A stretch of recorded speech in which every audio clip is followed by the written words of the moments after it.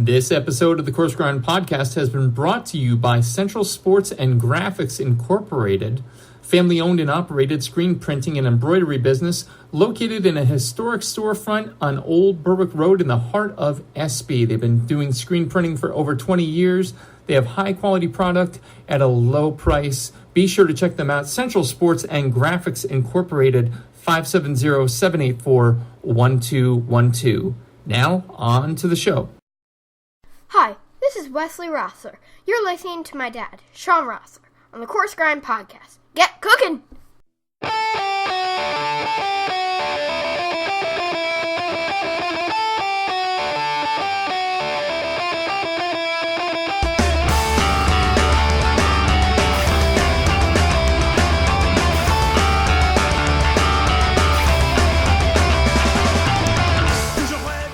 Ladies and gentlemen, welcome back. This is episode number 110. Yes, we've gotten that pesky zero out of the way and we've replaced it with a 1. Here we go again with you as always, host, creator, Shawn Rosler. How is everyone doing this evening? Now, folks, don't check your dials, like we have dials anymore, way to show your age, asshole. But relax, don't worry. This is still your favorite culinary podcast, recently named to the top 30 in the world, number 24 to be exact, but who's counting? I'm once again tucking right back into our own backyard for a follow-up I've been dying to touch on, but just haven't had the time. Between Maine, Mexico, everything in between, which if you know geography, that's quite a shitload, it's been busy.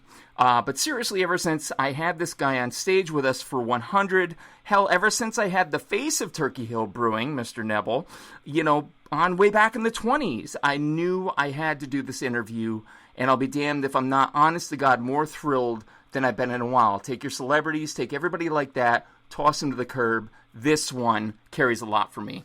And as with the last episode, I'm not going to weigh you down with a big standard intro. Look, he's already been on stage with me before. If you want to know, go back and listen to the live audio from 100. You're going to get that. You're going to get it here tonight too. But we cover it there, and he was, of course, and as expected, amazing. But no, kids, tonight we're going to get right down to it because beer goes flat if you wait too long. Ladies and gentlemen, and everyone in between, tonight's guest, the man who puts the master and brewmaster at the premier brewery in the central Susquehanna Valley, and I might even say beyond, Mr. Donny Abraczinskas. How you doing, sir? I'm doing well, Shawn. How you doing this evening? Excellent, excellent. And I understand right there along with you is the second in command, Mr. Tim Plisiewicz. How are we doing, sir? Wonderful. How about you? Excellent, excellent. Glad to have you guys on. Glad to, sit down and have this convo. So we're going to pitch both questions. We're going to pitch each question to the both of you and kind of get an idea as to where folks turn to brewing as not just a hobby like yours truly, but as a profession, because I'm sure there is a hell of a story there. But before we get rolling, starters, mains, and afters, structure of the program. Starters, we're going to talk about where the guests have come from, what's brought them here to us today. Mains, we're going to talk about what they're doing, 5-year plan, all that fun stuff. And finally, afters, a little bit more irreverent questions, a little bit more off the cuff. No one has been injured in 109 episodes, so I don't foresee it happening tonight. So without further ado, let's address Mr. Abraczinskas first. Let's talk about where you grew up and what you grew up eating. Well, I grew up in Catawissa, Pennsylvania. I mean, that's where our family's from, and local people know that Abraczinskas is associated with Christmas tree growing. We've been doing that for over 100 years. And, we also had an orchard in our towards the Mill Grove area, which is a little south of Catawissa, and that's where I grew up. And eating... My mom was German and Polish, pierogies, just a lot of Polish food. A lot of, back then, I remember my father would always get half a steer, and we'd always have a lot of meat, and that's what I basically grew up on. I love that. And that's kind of a common stay here in Pennsylvania in general. Now, it's kind of spotty, but like I'm from Northeast Pennsylvania, but I can relate to the whole, pierogi, Polish, haluski, all this stuff. It still resonates. So based on certain areas, that's where you're going to go. So with that in mind, Tim, talk to us about where you grew up and what you grew up eating. I think it's funny listening to Donny and what he said because there's a lot of similarities between myself and him. Nice. I grew up early on in the Mount Carmel area and then moved a little bit away, just up the road essentially, still in the Cola region, in Trevorton and Lime Mountain area. Okay. But I grew up with pierogies, halushki, pigeons. I remember my Nana making everything like that, and I love having it to this day. It's one of the best parts. Awesome. Classic Pennsylvania. Oh, it really is. Oh, well, that's exactly what it is. Now, I'm going to bring it a little more central Pennsylvania, because this isn't something I grew up with, but now that we're locals to the area, now that we've got friends, from the area, and I understand it more, what in the sweet, ungodly, holy hell is a soupy? Go. Oh, it's the best thing ever. And it's always secret. Oh, yeah. Secret soup.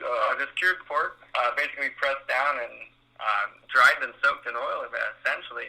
But even every time the Bloomsburg Fair comes around, I have a soupy sandwich right off the bat for my appetizer. I used to get it from Catino's Yeah, from Mount Carmel. I thought they had one of the better ones, but they all have their different recipes, and they're just fabulous. That's the best. All right, Recipes. so folks from outside the area are probably wondering, what the fuck are you talking about? Soupy. Where does soupy come from? Now, being the alien to the area, I'm going to pitch something to you. You tell me if I'm right or wrong. Soupy is a short slang form for sopressata, correct? Yep. Okay. All right, got it. Thank God I got that one, because if I didn't, this would be the last episode. You're right on the money. Oh, Jesus. I honestly, I was saying that, and I'm like, God, don't screw up, don't screw up, don't screw up. All right, good. So soupy comes from sopressata, which, if you know Italian meats, all that kind of charcuterie that comes from the Italian scene, it's fantastic alone. I think with it pressed like that and just sliced thin, and like you said, a soupy sandwich, or listen, 2 a.m, hammered out of your mind, you're eating those like you're eating potato chips. Now, you're going to wake up, your rings are going to be welded to your fingers, but it's worth it. It is honestly one of the most beautiful pieces of meat I've probably ever tasted in my life. So kudos to the area. Agreed. Yeah. So, obviously this harkens to your childhoods, respectively. This is cool that you guys are like, maybe not from the same area, but from a similar area. Talk to me about childhood foods that maybe you can't get as easily or the way that you would want today. You've got to look back. You've got to think of certain things and feel that pang. Talk to me about food nostalgia that you have for this area. It's simple pierogies. I always refer to them as church lady pierogies. I want to see the giant pierogi pressed with a fork, and not the thing that you get out of a package and boil and then fry. Like, get an old church lady pierogi pressed with a fork is my favorite. They're wonderful. Yeah. No, you're absolutely right. And you know what?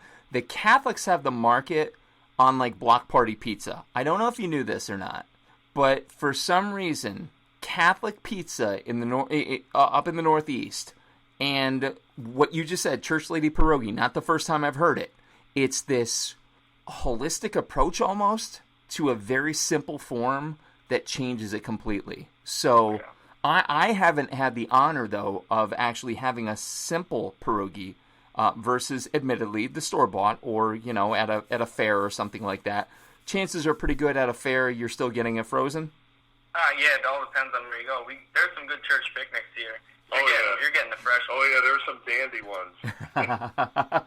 Oh, yeah. So, Donny, talk... Church picnic, I mean, it's everything you need. I mean, beer is number one. Yep. And then the baskets that they always raffle off. It's a good snapshot. It is. It's a great get-together of a local church, that's for sure. Yeah.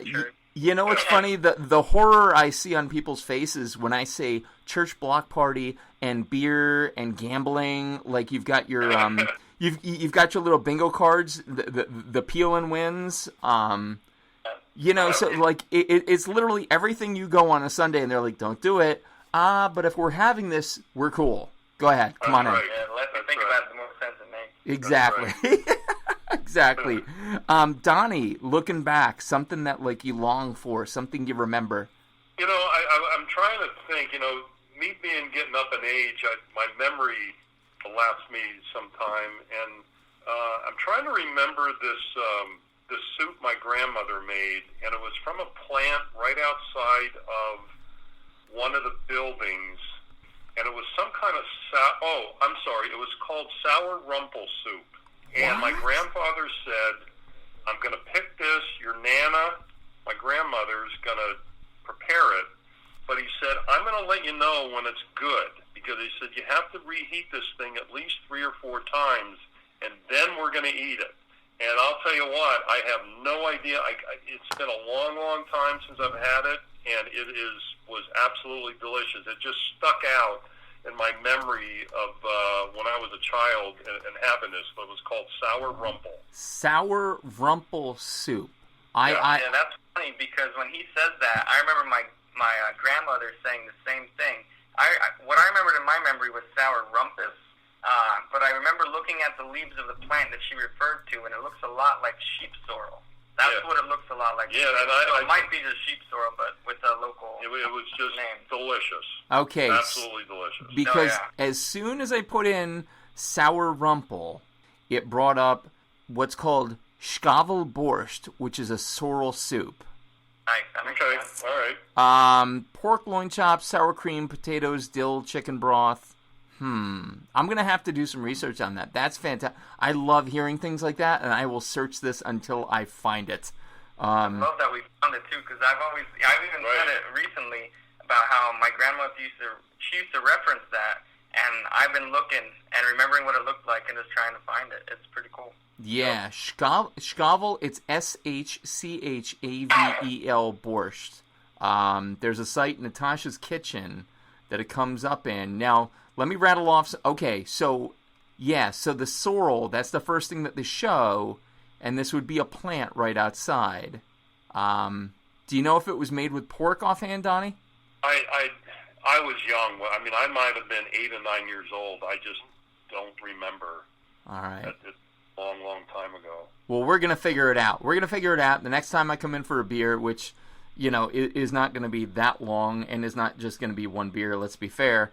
I'll be sure to bring that along with me. All right. That's great. So let's talk about, typically at this point I ask the guests about their biggest culinary influence growing up. Now, you two kind of have an odd steer in that you're not necessarily culinary, you're more libation in nature, but still, I think someone, some way had to show to you that, consuming, food and drink is not just a utilitarian concept. So let me start with you, Tim.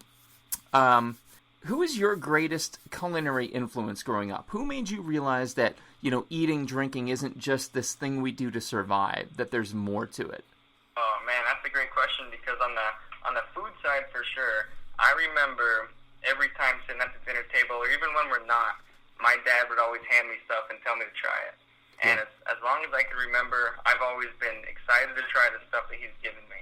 Nice. I know a lot of kids are usually pushed away from the food that looks odd to them, but I remember being pretty young and even having tripe and things like that just because it was something else to try. Oh, look at you with tripe. Nice.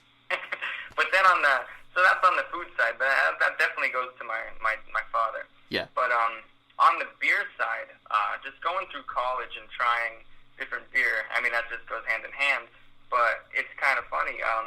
My girlfriend's stepdad pushed me into better beer. And I still remember the first beer that got me thinking about something differently, like other than the regular light beer, was Triple Carmelite. It's a great... I consider it a great Belgian-style triple, but that was the first one that made me think, wow, this can be different. That's than fantastic. Oh, that's fantastic. See, I like that. I like that it comes from different angles. Just because it speaks to the difference. I think you can be okay at both things, but you can either be really good at one or really good at the other. And obviously you guys are killing it with what you're doing with the beer scene. So, Donnie, talk to me about greatest culinary, greatest libation influence. Well, I would say I pretty much tried most things that from my mom and everything growing up. But what really opened the door to me was my wife, Susie. Nice. Did not know she was a great cook. I was totally shocked when I married her because I really didn't know she was a great cook.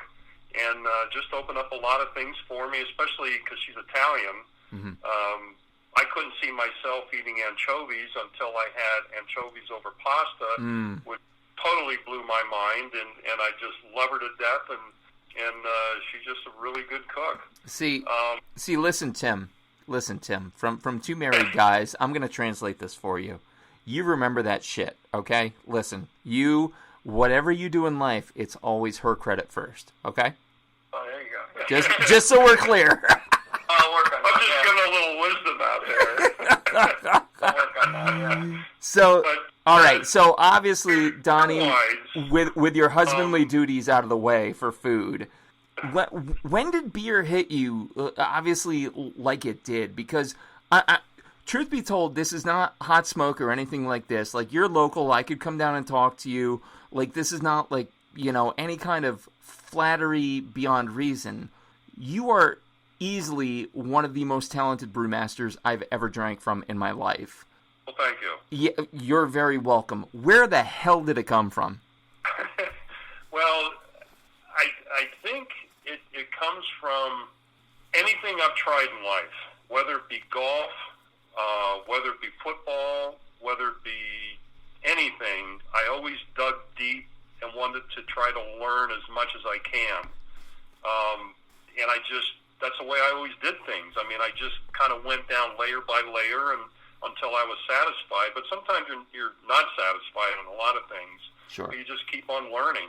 And where it really broke loose for me is when my wife and two kids went to a wedding over in England, and that's when I had my first cast ale, had my first stout, porter, and it blew my mind, and I just had to learn about it. And back then, in the late '80s, there were not a lot of books, and Charlie Papazian had one book out, and I read that. I brewed all I could in there. Yeah. And it just kind of grew. I just was fascinated by it. So, like, there weren't kits back then, and folks playing along at home who are longtime fans of the show will realize we had this discussion on stage at 100.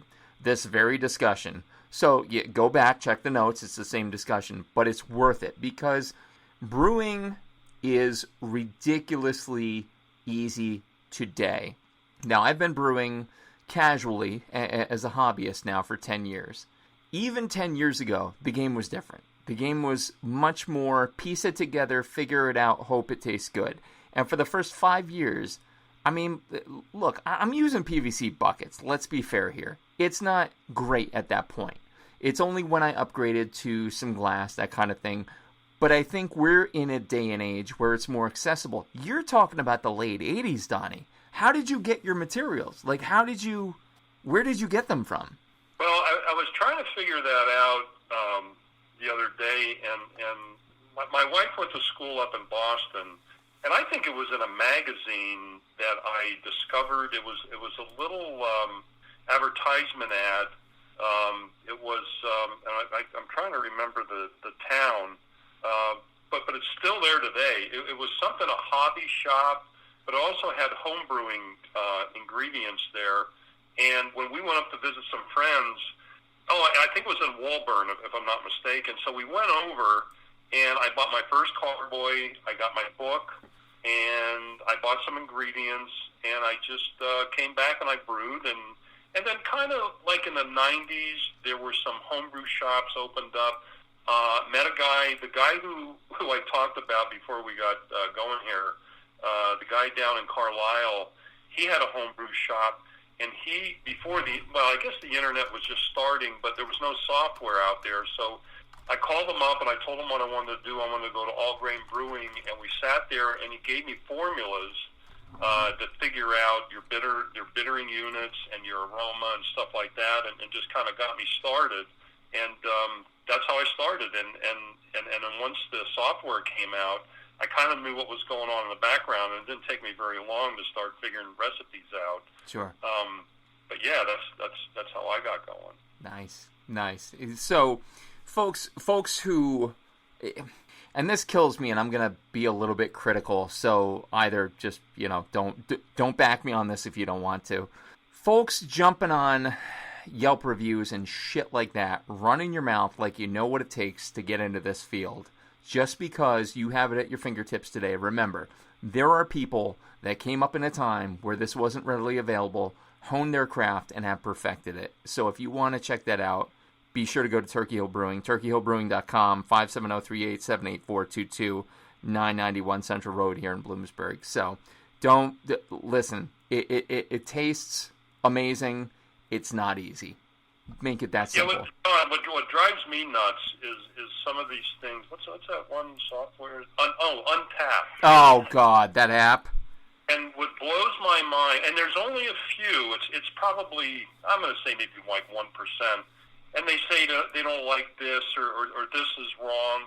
And first of all, they don't understand what the brewer was trying to do. Right. And that's the first thing, that they have no idea. And they have that comment that just drives me nuts. So I try not to, I haven't been on there for a while, so I try not to even listen to them or anything like that. But Tim and I have philosophies, how to brew and what we want to do, and it's totally different than Dogfish Head or Weibacher or Trogs or anything. We have our own thing, and that's what we go by. Yeah, and of course it is. By the way, I'm gonna get your back here for a minute, Donnie. Of course it is, bro. I just want something that tastes like Dogfish Head. Then go down to the goddamn distributor, get your goddamn Dogfish Head, and piss straight off. Like, we don't need you. If you want to have something that is unique, go to a unique place. Don't complain. Don't. Oh my God. And this is what I'll say. I've seen people who aren't adventurous beer-wise at all, but they'll go in and they'll say something like this. Here's what I like. Do you have anything like that? I love that question. Great. I'll get you close. I'll get you as close as I can based on what is here. Like, and I love going into a liquor store or sitting at your bar and like helping people out. Like, I love doing that because at least they're saying, look, this is what I like. I realize it's probably not craft or anything like that. Can you get me close to it? I will try my ass off. I'll buy that guy a beer because he's reached out of his comfort zone. You know what I mean? Yep. Instead of going on a fucking app and just complaining for the sake of complaining. It doesn't taste like PBR. Okay, back to the basement with you. The German Pilsner is too bitter. Oh my God, stop it. Don't. Jesus Christ. The last thing I need is for my blood pressure to go. Oh, God. Okay. So, all right. So we got your backstory. We got both your backstories, and that's so cool to hear because explain the relationship here at Turkey Hill Brewing. Tim, as I understand, you're Don's apprentice at this point? Essentially, yeah. Essentially? And so... Pretty far from that. we are very, very similar in our philosophies and how we want our beer to be made. Our approach is slightly different. Donny is definitely on the artistic side. He comes from the art of the structure of making the beer. He hits the structure artistically. I hit it from the science side, and I can nerd it out quite a bit in a recipe. So I'll dive a little deeper in my opinion on just what I'm trying to achieve based on the flavors that I know, the numbers that I know, and what I like to hit. We both really appreciate classic styles. So first and foremost, I would always tell people, nail your classic styles, then you have a great base of what you know the malts, the hops, the yeast, everything does, and then you can shoot off in the direction you want to go. But I think the classic styles are the base that everyone should appreciate, and that's why we both enjoy making them. And a lot of people they really don't do that. The first thing that somebody will approach me or Tim and say, well, I wouldn't mind opening up a brewery, and then all of a sudden they're going with a balsamic ale, or what the hell do you want to do that for? Get a basic pale ale, a light beer, some kind of dark beer, and a lager if you can do it. Learn how to do that first. I want to throw some shit, man. Yeah, and it doesn't make any sense to me. and there's no reason to reach beyond that. And I think now, to be fair, to throw myself under the proverbial bus, I've been brewing since 2007 at this point. Early on, I'm like, oh, can I add, these cherries and this that and this that. It's only recently, again, now that I went with better quality equipment and everything, I stepped back and I'm like, hold the phone for a second. Let me do a this. Let me do a that. Just simple, classic style. And as soon as I did that, that's where I kind of felt like I got my feet back under me, and I went, okay, so if I'm going to add an element to it, let it be this. But you have to walk before you run. Like, I hate to be that cliche about it. But if you're in brewing, just because you can, like, distill eel farts into a saison doesn't mean you should do that. Yeah, one of the things that I did in the beginning was going into the history of that style. Any style that I dove into, I wanted to learn about it. I wanted to learn where it came from, the water, which is very important, the malt, the yeast, everything. I wanted to learn about that different style. It could be, like the Belgian, triples, doubles. And I just didn't look online and got a recipe and did it. I looked at it and and then I tried to get a bottle or two, tasted it and see what the taste was, and that's how I came up with recipes. Yeah. And I think it's really important for people to learn that. Yeah. And that's how I got, that's what I did. Yeah. And on top of that, I think with a lot of the newer brewers growing up nowadays wanting to throw stuff in the beer, we also have a very simple rule of make a great beer first and then dress it up later if you have to. We don't like to dress stuff up too much, but we certainly don't want to cover bad qualities with some sort of fruit or something like that. We want to have a good beer, and then we'll throw that guy on tap. Like we just did a no-boil Berliner here recently, and I put that on tap with no fruit or anything right off the bat, just for a proof of concept and knowing that beer tasted great alone. And then we threw purees into that, threw different types of fruit, and just had fun with it. I'm sorry, did you say a no cook?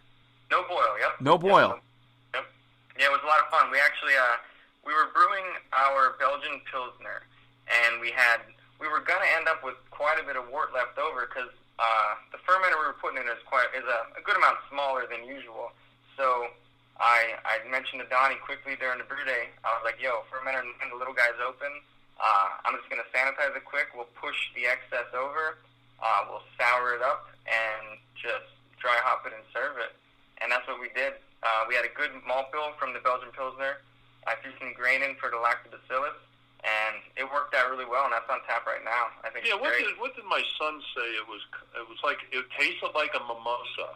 Oh, well, that was the one with the what was that with the blood orange? Yeah, that was from the blood orange. Him and his wife really enjoyed it. It's a good beer. You should check it out. I literally could sit here and listen to the two of you like all fucking night at this point. It is so amazing to me. Let us go get a couple beers. We'll be right back. I know, right? Like it's so incredible though, because as I dig deeper, and I've had brewers on the show before. I've had the head brewer of Church Brew down in Pittsburgh, Dan Yarnall, a couple others, and it's a whole other world. It's a whole other language. So to step out of format just a little bit, just to help listeners at home who might not be necessarily akin to this lexicon, talk us through in like a 30 to 60 second version of how a typical batch of beer is made. And go. Typical batch of beer, I would say, you get the grain from our grain room, you crush it in the mill, and then you mix that crushed grain with very warm water. That warm water converts the starches in that grain into sugar. You're going to send that over to the mash tun through the lauter, but while sparging on top to push over as much sugars as you could. You're going to boil for a good while, throw hops in, or any spices that you need. After that boil's done, your whirlpool, throw hop additions in there potentially, then transfer over to a fermenter. You're going to take it from the kettle to a fermenter through heat exchange. Yeah, through a matter of minutes in a heat exchanger. Break that from 200 plus degrees down to about 60, depending on what we're doing, and then pitch the yeast and let the yeast work. And then depending on the beer, if it's a Hefe, we can get it done in 10 days. If it's a Russian Imperial, you get it in a year or so. So it all depends. A Russian Imperial takes a year. Yes. God damn. Yeah, we age it. Basically, it ferments. It's pretty much fermented in about a month, and then we transfer it into a bourbon barrel, and it sits in there depending on how old the bourbon barrel is. Could be 3 months, could be 8 months, and then it's bottled. We do a couple kegs. It usually takes about 3 to 4 months to carbonate. Then we taste it and see if it's ready, and then we serve it. Yeah, we have a cask of it, too, as well. Yeah, we actually have a cask of it, too, which turned out really well. And this past one had a really clean fermentation, and it was tasting really good before a year. Yeah, we don't like to push beers. We like to, some of our Belgians take 60 days. I mean, I like to age a saison for at least 40 to 45 days. Some of the triple might take 60 days. It goes all by taste. Yeah, the longer you go with that, the better. Yeah. Especially the triple. We'll throw that into a barrel and let a portion of that triple sit even longer. Right. Man. So it all go by taste.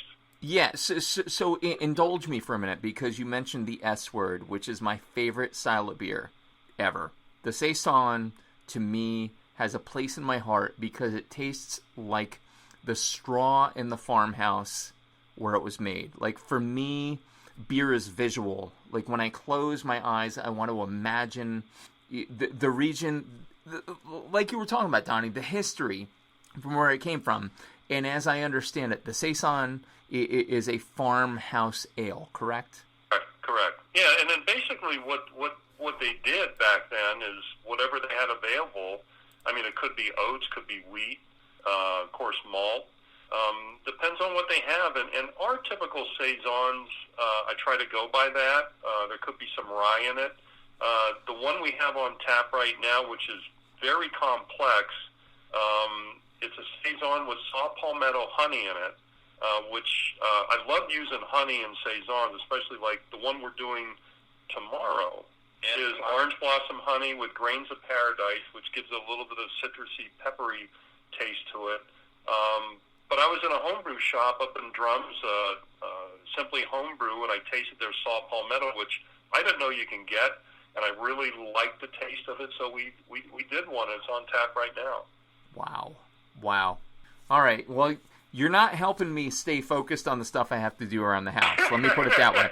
Not and we're just throwing stuff out there. Yeah. So again, to get back to the Untapped, the Yelp concept, and I know everyone who listens to the show knows I'm a mark for Bourdain. You know, I had Grill Bitch up on stage with us, Donnie, you know, from Kitchen Confidential, you know, and like I love Bourdain to death, and I loved his stance on that anti-Yelp, like Untapped app. Listen, you don't know the context, you don't know the story. It's like listening to 5 seconds of an hour-long conversation and thinking you understand everything that was going on. You don't. You need to come to the place. You need to experience it. You need to talk to the people that make it. Like, let me ask something that I'm sure a lot of diners and drinkers might not necessarily be like readily wanting to ask. I do, because it's a show. It's 5+ years now. I'm over having any kind of reservation. I just, reach out and do it. But like, how flattering is it to you if somebody wants to ask you about the inspiration for the beer, about where it came from? That's what made it. Oh, that matters. Yeah. The reason we made that. Yeah, it's well, as soon as they ask something, right away it's education. You got to educate these people, and throw them down different styles that they may not even know even exist. Yeah, and it's just fun. A lot of the beer I make isn't simply just the name that's on that paper you're looking at. There's a thought that began a long time before that, before the beer was even brewed, how I was going to make it. Yeah. It may seem very simple in the words that are on that paper that we have up here at Turkey Hill, but there was a lot more thought that went into it and a lot more reason to what was created, and that's what I like. So when anybody asks about that, I could talk way too long about that part. See, Yeah, no. and what's kind of unusual about Turkey Hill, and it was a couple years ago, I just sat down and was wondering how many yeast that we use, which is very, very unusual, because sometimes you'll go to a brewery where, they may only use one or two strains of yeast, and all their beers taste the same, but they're different styles. But we use 12 to 14 different strains of yeast throughout the year. Consistently, and that's not counting all the wild yeast that we use in our barrel aging program. See, I love that. It doesn't stick, too. We'll just always try different things. It's not in the rotation, but we'll try it. Yeah, like right now we have 3 experimental yeast. That's one's from Norway, one's from Lithuania, and one's I think it's from England. It's called a tropical yeast that gives a lot of fruit flavors to it, especially on the New England style. Mm-hmm. So we're always experimenting with that. See, and that's the thing I've noticed every time I come in and I see the board. And recently I've noticed, probably the last month or so, maybe it's because the pumpkin monster has reared its ugly head already this season. Yeah, we don't drink that. I know. But like I'm walking around walking around distributors, and I'm like, there's not a time I don't come in to Turkey Hill Brewing and not see at least 2 that I'm like, yeah, I could do that. Yeah, that's what I want. Like, I will walk out of distributors just fed up. And that's like everything. That's like every brewer. It bugs me. I don't get the feel that I get from a local brewer. And so maybe that's more experiential. Maybe that's why people need to come to things like your Meet the Brewer weekend and like live in it and feel it and understand it deeper. Yeah, I'm with you on that. Yeah, it's a lot of fun on those weekends, because there's some people that are supposed to come back this year that was here last year, and they were probably the most interesting with the husband and wife. He was a firefighter. Remember, he was one of the first ones. He says, I just like to drink beer, but he got an education that weekend. It was fun. That's how it starts. So, all right, so you're this ambassador force for good beer. Let's call that what you are. From your repertoire, from all your years combined, and we'll ask both Donny and Tim the same question. What is the best beer you've ever made? We'll go to Donny first this time. Oh, he probably needs more time thinking than I do. Hell no, I'm not giving it to him. I can go first. Best beer we ever made. All right, Tim, go ahead. Give him some time. Well, for me, a beer specific to myself. There's been quite a few throughout my homebrew days, but one that came from there and is now on tap here is my corn stout. I made it in the traditional sense of like an oatmeal stout or a milk stout, a little blend of both. Gotcha. So corn took the place of oats, and that's something that translated from my early days of homebrewing to now. So I think that means a lot to me, because it was from where I was to a big batch here, and it tastes pretty damn good, so I'm happy about that. So, corn stout, that probably brings a sweeter element from the corn's natural sugar? Yeah? Yeah. Okay. Sweet, little slick. And so the way I use it with that beer, it's not so much balanced from the hops that I put in for the hop bitterness. Yeah. There's a higher amount of dark malts in that beer as well, so the acidity from those dark malts kind of balances the sweetness from the corn. And I think it's a little different than the usual beer, but it tastes just as good, if not better, than what you're expecting. I love that. All right, Donny, you've had enough time. Well, you know what? There's a couple things that kind of stand out. When we came, and I think it mixes really well with our Irish Stout and our Robust Porter, is we take, and I didn't know how I was going to do this about coffee. So I went down to, I looked at a couple different things what people did, and I just came up with our local Fog and Flame, and they have the espresso, and we put it in those beers, and the people really love it. It doesn't last very long when it's on, but that was one of them. But another one that was really funky that I thought turned out really, really well was our Belgian double that we had that one night where we had like 20 beers that we drank. and we used the dregs out of all these sour beers and put them in a barrel and put the double in, and we ended up naming it Beaucoup de Vin, which means in French, I think, many yeast. It was fantastic, but we have no bottles left. It's gone. Yeah, all we did was we drank a lot of beer that we liked, and every one that made the cut went into a flask, and we pitched that yeast into the barrel. It was unbelievable. And we let it go to town on a double, and it was great. Oh my God, this is why brewing kicks ass. This is again, this is nothing against my other 109 episodes or however many if we take the brewmasters out. But man, when you listen to this, you can't help but get excited about craft beer. And everywhere it can be. I've had people say to me, "Why do you like beer so much, bro? You can't do that much with..." Like, I love going to the Renaissance Fair for that very reason. Down in Lebanon. They've got a fantastic brewery down there. I literally drink that shit all day. It's fantastic. It's that variety. It's that exploration. It's that experience. And so to hear you to talk about it as such an adventure, like, that's fantastic. So you have your favorites, and obviously you're tuned in, because you want your beer to sell, you're tuned into trends. So let's talk trends just for a minute if we can. Talk to me about... We're both not... We're weird people. Yeah. We don't even look at trends. Yeah, we like what we like. So, you know what then? All right, fine. You know what? Screw it. I will scrap that because I know you are about as punk rock brewing as you can possibly be. But I'll ask you this, speaking of trends. You have to be aware of trends that have been around and that people love and that people like tuck into and that probably drive you batshit crazy. So to each of you, and Donnie, I'm going to start with you this time. What's a trend in beers you're ready to see just die a fiery, flamey death? Well, I think there's a lot of them. I love that.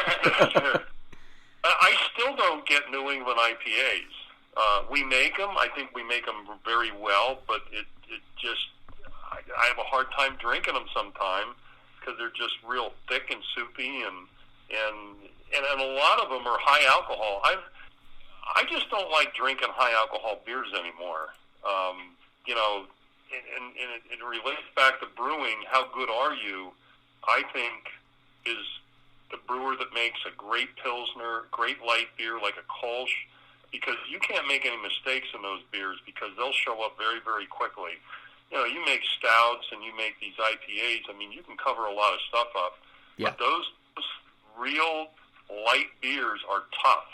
You better know what you're doing, and you better do them right, or they're not going to be any good. Right.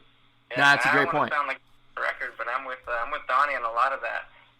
I do appreciate New England style IPAs, and I like them, but more often than not, the first one tastes just like the next one, and they're good, they're fine, but give me a Pilsner, give me a light lager, and I'm very happy with that. Yeah, and I mean, really, that's where the term session beer comes in, right? It's a beer that you can just drink nonstop. Oh, yeah. Obviously, with a limit. Really Obviously, with a limit. There, and, Yeah. But as far as trends go as well, I still think classic styles are classic for a reason. Love it. They've stayed around, and they're going to stay around. So that's why we like to make them, and I don't expect them to go away. Sure, some are not received as great nowadays. A lot of people don't even know what some of them are. But the spectrum of beers we have on tap, I think it can speak to almost anybody that walks in the door, and that's what we want to do. Because I know when I look at a tap list, I see 7 IPAs and 3 sour beers. I'm wondering what else there is. Exactly. Dude, I agree with you 1,000% on that. Enough. Enough. Give me some variety. Give me a doppel. Give me, That's what we try to do. I mean, if you come in here, we always have 14 different beers on tap, and getting back to where one of the favorite beers to make, our Dortmunder. Yes. And a lot of people don't understand where Dortmunder comes from. I think it's a great beer. We love brewing it, and we have it It's lagering right now. Yeah, it's just a great beer. Second to the Saison, and I'll admit, Turkey Hill Brewing was who turned me on to Dortmunder. I will always order that when I come in. So give everybody a drop of knowledge. Where does Dortmunder come from? Well, it comes from the city of Dortmund in Germany, and what's very unusual about that beer is you have to harden up the water because it's in the industrial area in Germany. And so we put a lot of calcium sulfate in, try to get them up to about the water up to about 240 parts per million of sulfate. A little bit of chloride in there, but that's the secret of doing a good Dortmunder, getting the water hard. Yeah, the water makes the beer. Yeah, this is where you people who want to sit and jockey your little Untapped app and bitch about a beer. There's science here, people. It's science, bitches. Like, tune in, lock it in. So, I mean, that's the degree, though, to which you dive into it to make it authentic. And I'm going to tell you, your Dortmunder is hands down one of my favorite beers to order when I go in. Mainly because, too, and I'll admit, from like a food host ego standpoint, I love watching people who've never heard it before be like, what's Dortmunder? Guess who's getting Dortmunder next? They are. Right. And then their mind is blown, and it's the education process, as you mentioned. So, man, I can't believe... I think about this often because I can go out on my back deck and see your establishment down the road. We're up here on Fowlersville Road, so, like, we're literally a couple clicks away from you. Like, and I love the fact that it's this close, and yet truly in the area, if you're in Bloomsburg, Danville, any of the surrounding areas, and you're looking for craft brew in the best possible presentation. First of all, I love the space, but second of all, the brew obviously carries it forward. It's Turkey Hill Brewing right here in the area, 991 Central Road. If you're passing through, stop in for a beer, stop in for several, and then call your wife, have her come pick you up. I don't know why I'm only saying it from that angle. Maybe because of experience. Anyway, moving on. But it's fantastic to hear you guys are just so, conjoined literally in this task of educating the masses. And it's exciting, and I can't wait to see what the future holds for you. Again, the Meet the Brewer weekends are coming up. When are they going to start back up again? December. I think most of them are like the first week in December, but I think you have to go on our website to get the correct dates. Sure. And I'm pretty sure they're on there. Sure, and the website for everyone listening home is turkeyhillbrewing.com. They're also on the Book of Face. They're also on the Gram of Insta. So check them out there. And, again, if you're looking for something really cool, borderline educational, that's going to fuel your rampant alcoholism, this is what you want to do with your life. This is where you want to go. So turkeyhillbrewing.com. Check it out for all upcoming music, upcoming events. They always have something going on. So that's the mains. Let's transition into the afters. Last guess here. I'm going to start with Tim on this one. I'm standing in your, I typically say kitchen, I'll say brew room. What music am I hearing? Oh, man. It all depends on when you walk in. I have this big playlist on Pandora going. You have anywhere from Neil Young to Nirvana to Blink-182 to Incubus to Chili Peppers to even Alanis Morissette and Jethro Tull and then Metallica. So you can come in at any time of the day and find something different. Jethro Tull, man, you're speaking of my youth, man. I used to work at a gas station, and I got introduced to Jethro Tull at an early age. That's my... I've been to about at least 12 different Toll concerts. Oh, really? So Don, I can assume that Toll would be part of yours? Yes, I went to his 50th this past year. Yeah, and Toll isn't only Donnie's music. Like, he kind of got me into that, so Toll's on my list, too. It's always going. Nice. Donnie, what? Obviously, Jethro Tull, what else would they hear with you? Some country. I mean, I just throw a lot of stuff out there on Pandora, and whatever comes up, it's fine. Just keep us going. Right on. Awesome. Next after question. I'm going to start with Donnie this time. You are going to be stranded on a deserted island, and you can only bring 3 foods or food type items with you. What would they be and why? Stranded island, well, I would go for the fish. I'd make some kind of spear, and I would get my own fish. Right, so that's already there. That's not one of the three. You're covered. And Manitoba this year, and we actually ate raw trout up there. So I know I can do that. Nice. So that's already covered. That's already there. You're fine. You still have 3 ingredients left. Or beverages, I might add. What would I take with me? Some kind of light beer. I mean, like a Kolsch, I would say, Pilsner. Love it. But I guess that's it. Yep. Just the pills. That's literally all he'd bring. It's like Kolsch. And what was the other? What was the other? You gotta eat too. What do you Oh, food that I would take. Stop bothering him, Tim. Jesus Christ. I gotta keep reminding him. I know, right? Man, my mind's going now. I don't know. What do you eat?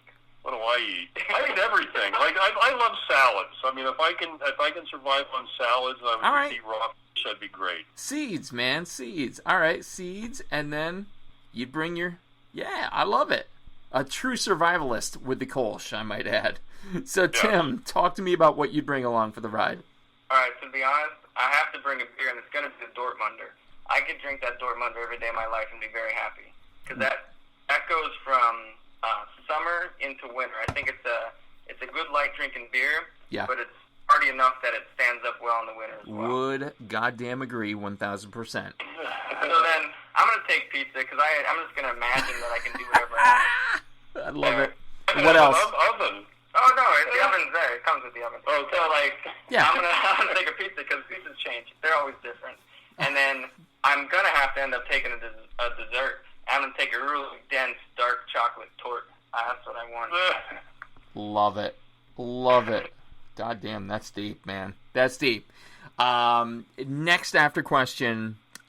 This is based on a coffee table book I came into knowing in about 2005, I think. And it was called My Last Supper by Melanie Denea. And in it, she asked 50 celebrity chefs the famous restaurant late night drinking game.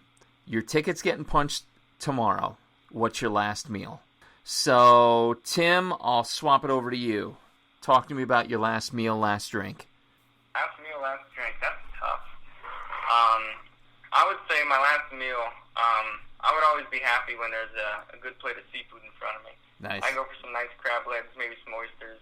I'd be very happy with that. And I'd have to have a good light lager to wash it down. And unfortunately, I'd probably once again pick the Dortmunder. That's not unfortunately, man. That's not unfortunately. Or like German Helles. Well done. That's another one that I love too. Nicely done. Nicely done. Yeah. Oh, it's a good name too. It is. All right, Donnie, talk to me. All right, my wife's spaghetti and meatballs. Love it. And a Vienna lager. God damn, he had that locked and loaded. Oh yeah, my wife makes the best meatballs and spaghetti I've ever had. And a Vienna lager. What makes a Vienna lager different from other lagers? That is a good question, because we redid the... I've been doing this a while, Donnie. Hated it every time except the last time we got it. It's a very malty... There's a little bit of sweetness to it, but a very malty beer. And obviously a good section of Vienna malt in there. Yeah, Bumping it out. Yeah. But not too much. You could easily overdo it. It could be really sweet. But I think we got it pretty good, and it's very good with pizza, any type of tomato. Yeah. A little maltier lager. Yeah, very good. Love it. Love it, love it, love it. And finally, gentlemen, the simplest question, the last question, and yet the most complex. What is food and drink to you in one single word? Donnie, I'll go to you first. That's just ecstasy. Ooh! That was a good one. Life. Life for Tim. I love it. I love it. I don't want to rank and file these answers, but Donnie, I'll give you the nod here. I haven't heard that in 109 episodes. So that's fantastic. Wow. And life, honestly. In my head, I can't believe it. And an afterthought. I know, right? But and Tim, I'll be fair. Your answer resonates with some of the most famous chefs I've interviewed. So that's a pretty astounding answer as well. Flavors are wonderful. Exactly, man. Exactly. So, gents, that brings us to the end. I cannot thank you enough for the time this evening, for your thoughts, for your discussion, for your conversation. Just a great evening, and I know you're busy over there with Turkey Hill Brewing. THBC, turkeyhillbrewing.com, 570-387-8422, 991 Central Road here in Bloomsburg. I know you've got some barrel aging projects on deck. Obviously, the Meet the Brewers coming up. So it's not like things are slowing down. So again, that just makes the time together all the more valuable. So, Donny, Tim, thank you so much for being a part of the program tonight. Yeah, thanks, Shawn. Thanks for having us. It was fun. You got it, guys. Fun for me, do too. it again sometime. Absolutely, in person. Who knows? Hey, we'll let you know about the Brewers Weekend and everything, or look on our website. But you should come to us. It's a lot of fun. That'd be fantastic. Fully planning on a live broadcast from one of those Brewers Weekends. I think that would be a blast as well. So again, guys, thank you so much. Ladies and gentlemen, this has been episode number 110 of the Coarse Grind Podcast. With me this evening, Brewmaster Donny Abraczinskas and colleague Tim Plisiewicz. Be sure to check them out at Turkey Hill Brewing at 991 Central Road here in Bloomsburg, Pennsylvania. 570-387-8422 for details, or turkeyhillbrewing.com, or on the Book of Face, or on the Gram of Instar. Producer, as always this evening, has been the lovely svelte Johnny Leland Robinson, a.k.a. the Reverend Johnny Lamoria. Be sure to check out all his happenings and the as-of-yet unreleased cinematic podcast with a certain guest spot by yours truly. Next episode, be sure to bring your sweet tooth. Stay tuned.